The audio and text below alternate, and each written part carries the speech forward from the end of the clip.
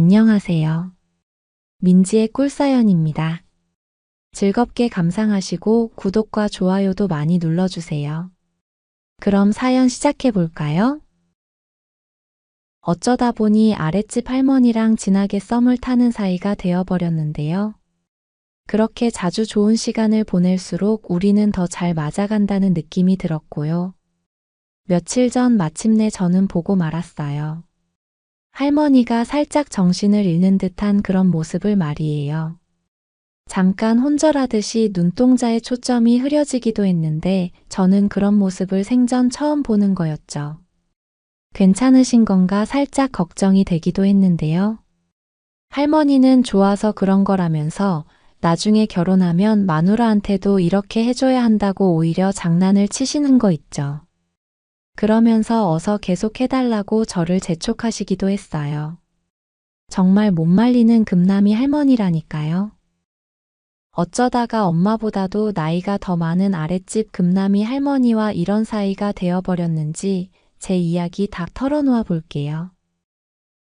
저는 얼마 전 대학을 졸업한 20대 중반의 남성이에요. 몇 달 전 졸업을 앞두고 있어서 취업 준비에 한참일 때였죠. 그 무렵 집이 이사를 하게 되었는데요. 전에 살던 집이 계약 기간이 끝나게 되었고 집주인이 집을 빼달라고 했거든요. 자기 집 없는 사람들의 서러움이기도 한데요. 집주인이 나가달라면 어쩔 수가 있나요? 생각해보니 그 집에서 10년 가까이 잘 살았는데 이사를 하려니 참 기분이 이상했어요. 내 집은 아니어도 그렇게 오래 살면 집이며 동네에 정이 잔뜩 들기 마련이잖아요. 한때는 저희 집도 꽤 여유 있게 살았던 적이 있었어요. 어릴 적 기억이지만 마당 있는 집에 큰 강아지도 2마리나 키웠었고요. 마당 한켠에 차를 주차할 공간도 따로 있는 집이었으니 형편이 꽤 괜찮은 편이었던 것 같아요. 아빠가 하시던 사업도 잘 되었다고 하는데요. 그러다가 무슨 서브프라임 모기지 사태인가 그 무렵에 아빠 사업이 기울기 시작했고요. 아빠가 운영하던 회사는 망하고 하루가 멀다 하고 집으로 사람들이 막 찾아오곤 했었어요. 아빠는 그 후로 술, 담배를 많이 하셨고 병까지 얻고는 결국 돌아가시게 되었죠. 그때 이후로 집안 형편은 쭉 안 좋았던 것 같네요. 남의 집 새살이를 하면서 계속 이사를 다녔고요. 그러다가 좋은 집주인을 만나서 마지막 그 집에서 10년 가까이 살게 되었던 거죠. 오래 살다 보니 내 집 같기도 하고 정이 참 많이 들었어요. 오죽하면 엄마는 그 집에서 평생 살고 싶어 하시기도 했는데요. 세상 일이 늘 내 뜻대로만 되는 건 아니잖아요. 그래도 저랑 엄마, 누나 세 식구는 어느 집 못지않게 화목하게 잘 살아오긴 했어요. 서로 의지도 많이 하고 살뜰히 챙겨주기도 하고요. 누나랑 저는 학교 다닐 때 공부도 참 열심히 했네요. 혼자 가장 노릇을 하는 엄마 속을 썩이고 싶지 않았거든요. 물론 머리가 썩 좋은 편은 아니라 성적이 아주 상위권은 아니었는데요. 그래도 누나랑 저 모두 서울에 있는 대학에 합격했으니 그거면 된 거 아닌가 싶기도 해요. 그렇게 누나는 졸업하고 지방에 있는 좋은 회사에 취업을 하게 되었고요. 회사에 숙소가 있어서 주말에만 집에 들르는 편이에요. 그러다 보니 평일에는 주로 엄마랑 둘이서 지내곤 하는데요. 종일 일을 하시고 저녁 늦게 들어오는 엄마를 도와서 저는 집안일도 많이 하는 편이죠.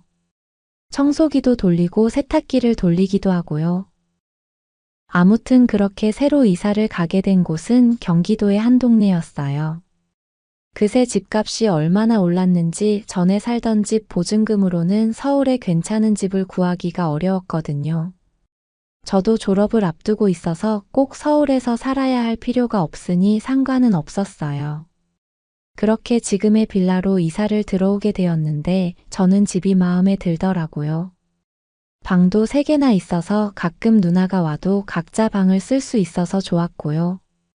무엇보다도 동네가 엄청 조용한 편이라서 좋았어요. 뒤에 작은 야산도 있어서 동네가 운치가 있다고나 할까요? 어찌 보면 동네가 조금 외진 곳에 위치해 있는 건데요. 그래도 저는 이 집이 마음에 들었어요. 운 좋게 엄마는 이사를 하자마자 동네 식당에서 괜찮은 일자리를 찾으셨고요. 이제 저만 좋은 곳에 취업을 하게 되면 모든 일이 순조롭게 풀리는 셈이었죠. 그렇게 이사를 들어가고 며칠 지났을 무렵이었어요. 학교를 마치고 집에 돌아온 초저녁쯤이었는데요. 빌라 앞에서 한 할머니를 마주치게 되었어요. 바로 금남이 할머니였어요. 장을 보고 오시는 건지 양손에 검은 봉지를 들고는 빌라로 들어가시더라고요. 뒷모습만 봐서는 키도 크고 늘씬한 편이어서 아줌마인 줄 알았는데요. 희끗희끗한 머리하고 눈가에 주름을 보니 엄마보다 나이가 많으신 것 같더라고요. 그냥 지나치려다가 같은 빌라에 사는 할머니인가 싶어서 인사를 드려봤어요. 제가 또 싹싹하잖아요. 장 보고 오시는 거냐고 3층 사는 사람인데 짐을 좀 들어드릴까요 하고 물어봤더니 할머니가 씩 웃으시더라고요. 할머니는 한쪽에 있는 봉지를 건네면서 들어주면 고맙지라고 말을 하셨어요. 잘생긴 남정네가 들어주면 더 좋다고 하시면서 장난을 치시기도 했죠.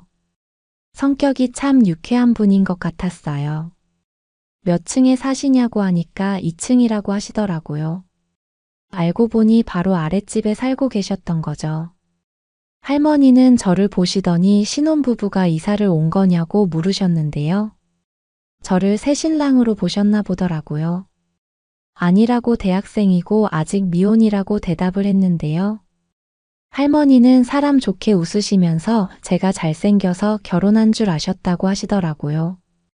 그렇게 2층 할머니 집에 짐을 들여놔 드리고 돌아가려고 했는데요. 할머니는 잠깐 들어와서 음료수라도 한 잔 마시고 가겠냐고 물어보셨어요. 심심한데 말동무도 조금 해달라고 하시면서요.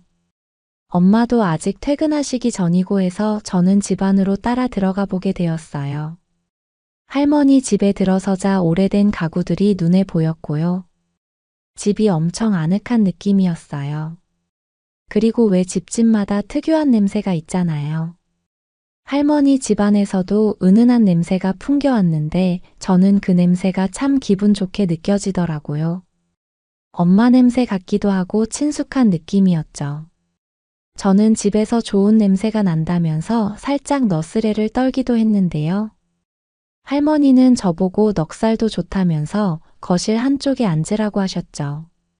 제가 엄마랑 누나랑 오래 살다 보니 여자랑 대화하는 게 조금 편한 편이거든요.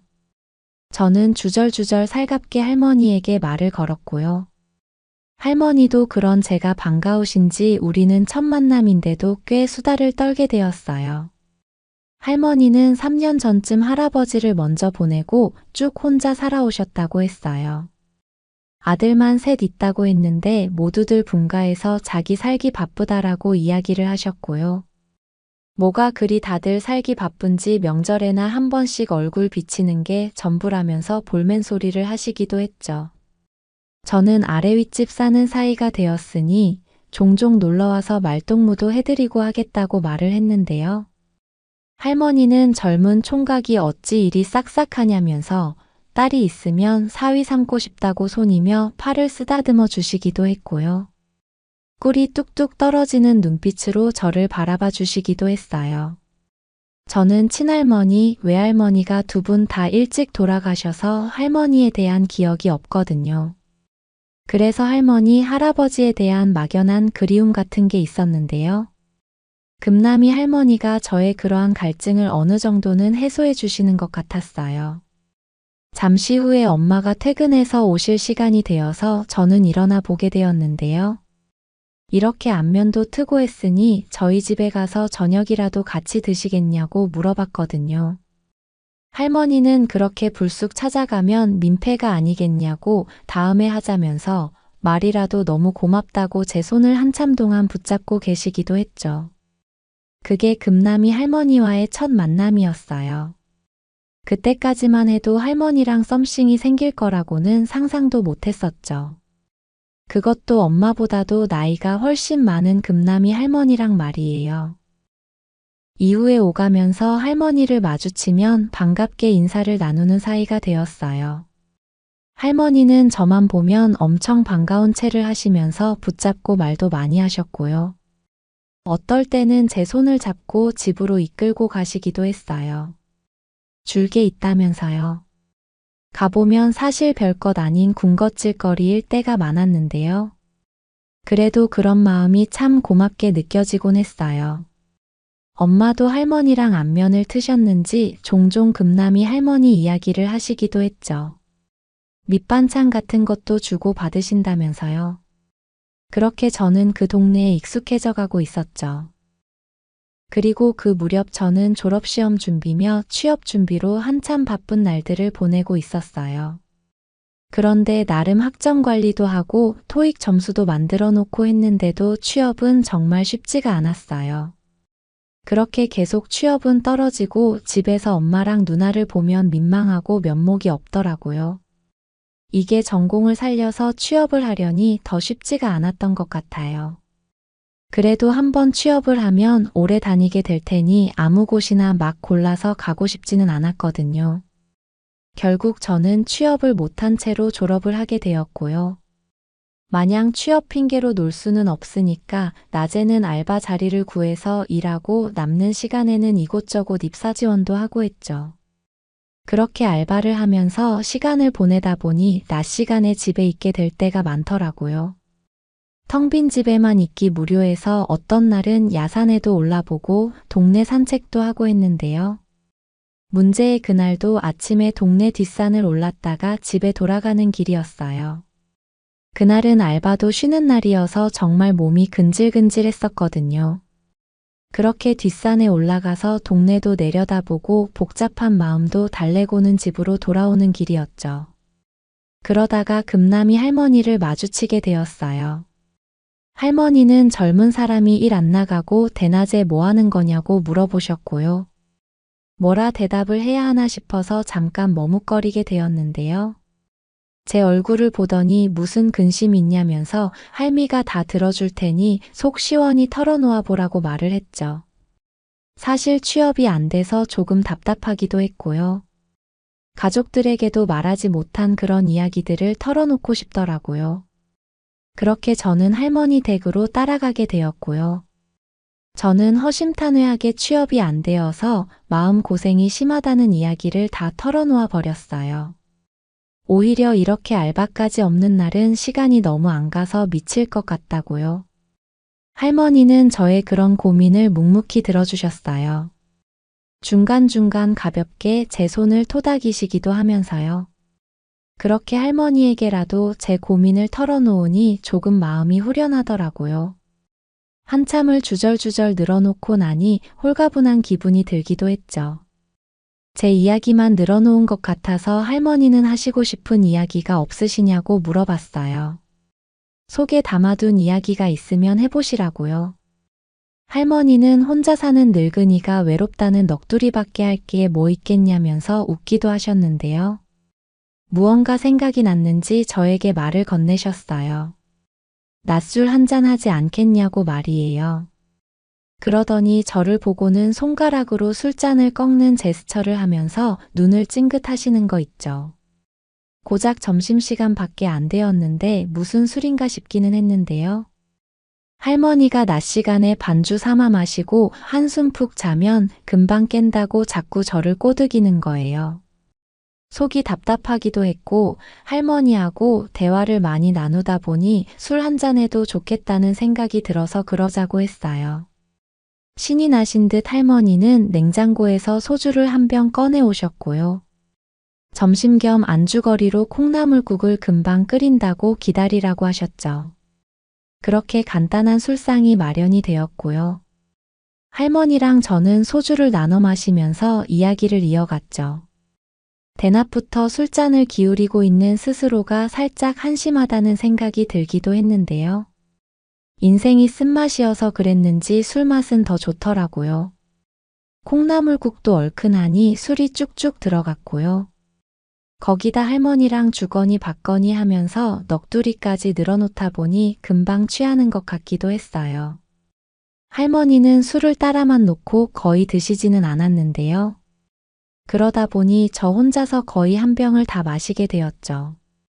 술을 이렇게 잘 마시고 좋아하냐면서 할머니는 한 병 더 마시겠냐고 물어봤고요.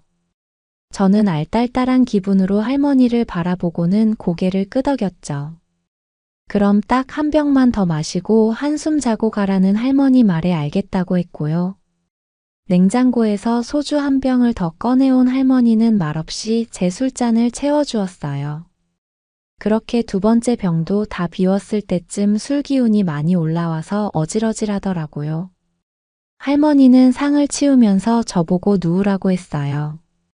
한숨 자고 가라면서요. 제가 조금 취했었나 봐요. 취업이 안 돼서 짜증난다고 저는 투정을 부리면서 바닥에 쓰러지듯이 누워버렸어요. 할머니는 제 머리에 베개를 받쳐주시더니 제 옆에 조용히 누우셨죠. 그러더니 때가 되면 취업도 되고 일도 술술 풀리지 않겠냐면서 너무 조급하게 생각 말라고 다독여 주시기도 했는데요. 그 말이 참 위로가 되더라고요. 할머니는 계속 제 몸을 토닥여 주셨죠. 노곤한 기분이 몰려왔고요. 그 느낌이 너무 좋아서 저는 할머니 손길을 한껏 즐기는 중이었어요. 오랜만에 받는 위로처럼 느껴졌다고나 할까요? 그렇게 나란히 누워있다가 고개를 돌려서 할머니를 바라봤는데요. 술이 취해서 그랬는지 할머니가 더 고와 보이고 예뻐 보이더라고요. 이렇게 제 마음을 위로해 주시는 게 고마워서 더 그랬던 것 같아요. 할머니랑 눈을 맞추고는 속삭이듯이 대화를 나누다 보니 기분이 엄청 야릇해졌고요. 할머니의 은은한 분냄새도 제 마음을 싱숭생숭하게 만들고 있었어요. 취업 준비한다고 연애도 한동안 못 해보고 여자를 못 안아봐서 그랬는지 제 마음 안에서는 야릇한 생각이 몰려오는 것 같았어요. 술 기운 때문이었는지 여자가 더 생각나는 기분이었죠. 저는 할머니 품으로 파고들었어요. 포근했고 기분이 너무 좋더라고요. 그 품을 느끼면서 저는 달아오르고 말았어요. 할머니는 제 거친 숨을 눈치챘는지 뭐 하는 거냐면서 제 등을 살짝 때리고는 핀잔을 주기도 했는데요. 잠시 후에 할머니는 한참 때인 저를 받아주기로 마음 먹었나 봐요. 할미랑 그렇게 놀아도 괜찮겠냐면서 물어봐 주었고요. 저는 말없이 고개를 끄덕여 버리고 말았죠. 할머니는 그렇게 한껏 달아올라 있는 저를 허락해주고 말았어요. 우리는 손을 잡고 방으로 자리를 옮기게 되었고요. 그렇게 결국 저는 할머니랑 좋은 시간을 보내버리고 말았네요. 오래 쌓여있던 욕구들을 저는 다 쏟아내버리게 되었는데요. 금남이 할머니는 너무 오랜만이어서 버겁고 힘들다면서 중간중간 저를 달래듯이 제지하기도 했어요. 사실 저도 여자친구랑 헤어지고 정말 오랜만에 여자를 안아보는 거였는데요. 달아올라버린 마음이 조절한다고 조절이 되나요? 저는 무아지경이 되어서 할머니와의 사랑을 즐기게 되었고요. 할머니도 젊은 저를 감당하기가 버거운지 힘들어하긴 했지만 좋아하시는 게 분명했어요. 그렇게 우리는 한참 동안 사랑을 나눈 후에야 절정으로 가버리고 말았고요. 술 기운도 남아 있었고 힘도 많이 써버린 탓에 저는 잠시 후에 스르르 잠에 빠져버리게 되었네요.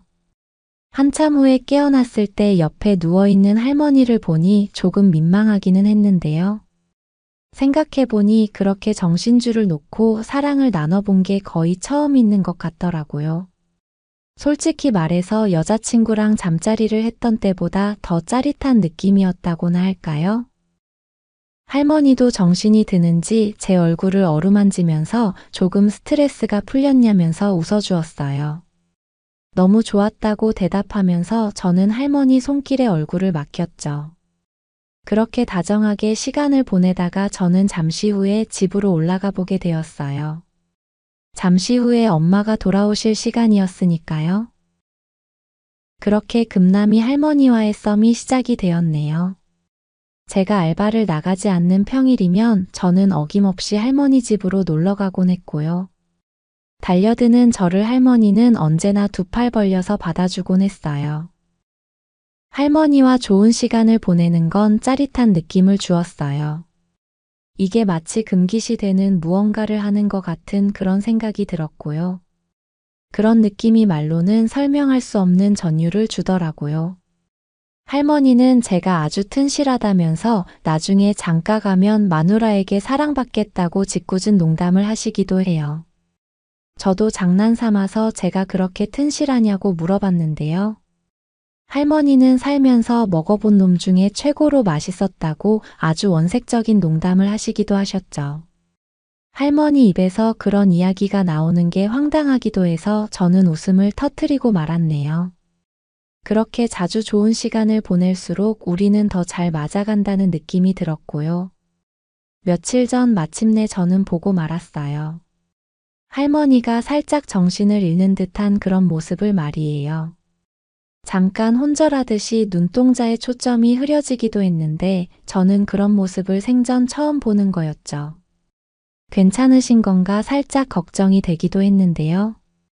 할머니는 좋아서 그런 거라면서 나중에 결혼하면 마누라한테도 이렇게 해줘야 한다고 오히려 장난을 치시는 거 있죠. 그러면서 어서 계속 해달라고 저를 재촉하시기도 했어요. 할머니는 제가 멋진 남자라면서 평생 만나본 남자 중에 최고라고 하는데요.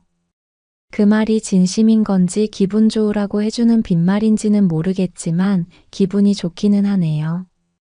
엄마보다도 나이가 더 많은 아랫집 금남이 할머니랑 이런 사이가 될 거라고는 생각지도 못했는데요.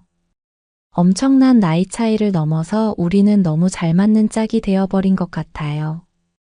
아니, 오히려 엄청난 나이 차이 때문에 이런 사이로 지내는 게 더 묘한 만족감을 주는 것 같기도 하고요.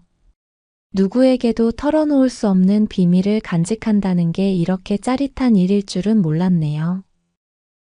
저는 사실 아직도 취업을 못하고 있는 상태이기는 한데요. 취업 문제만 떠올리면 머리가 아픈 게 사실이지만 그래도 괜찮아요. 멈추지 않고 계속 두드리면 언젠가는 좋은 취업 자리가 나타날 거라고 믿고요. 그리고 무엇보다도 이렇게 여유 있게 지내면서 금남이 할머니랑 좋은 시간도 마음껏 보낼 수 있으니까요. 할머니는 제가 취업하면 선물로 양복 한 벌 사주고 싶다고 하시는데요. 그렇게 비싼 걸 받아도 되는지 모르겠다고 답을 했더니 할머니는 꼭 해주고 싶으시대요. 늦은 나이에 자기를 이렇게 호강시켜주는데 못해줄 게 뭐 있냐면서요. 저를 그렇게나 예뻐해주는 금남이 할머니 덕분에 요즘 저는 너무 행복하답니다. 그저 이런 시간들이 오래 지속되었으면 하는 바람이에요. 취업 문제만 해결된다면 더할 나위 없이 만족스러울 것 같은 요즘이네요. 제 이야기는 여기까지입니다. 들어주셔서 고맙습니다.